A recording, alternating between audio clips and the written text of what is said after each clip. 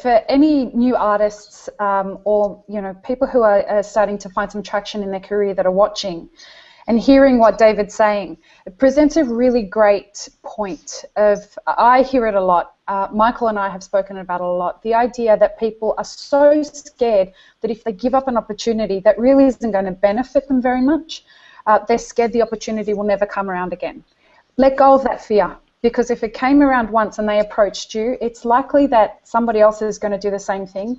But if they've approached you and they're not willing to give you something in return for what they want from you, you don't want to do business with people like that. That's not the standard that you want to be setting for your music business. And we're at the Music Spring encouraging you to turn that kind of business away. The more people that do those kinds of things, the bigger the message that we're sending as artists, that we're only prepared to do music business with integrity.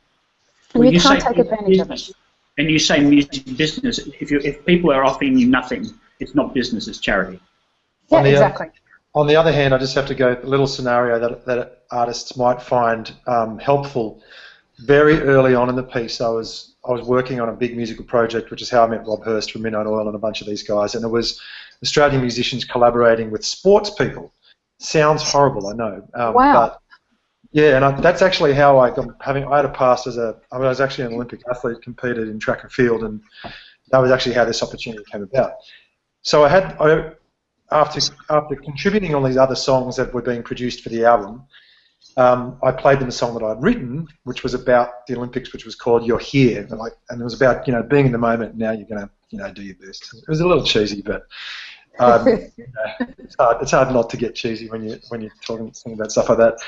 And I was offered a deal, a one-song deal by Mushroom for $5,000. And I said, oh no, I'll never be able to pay that back. How about we just make it $2,000?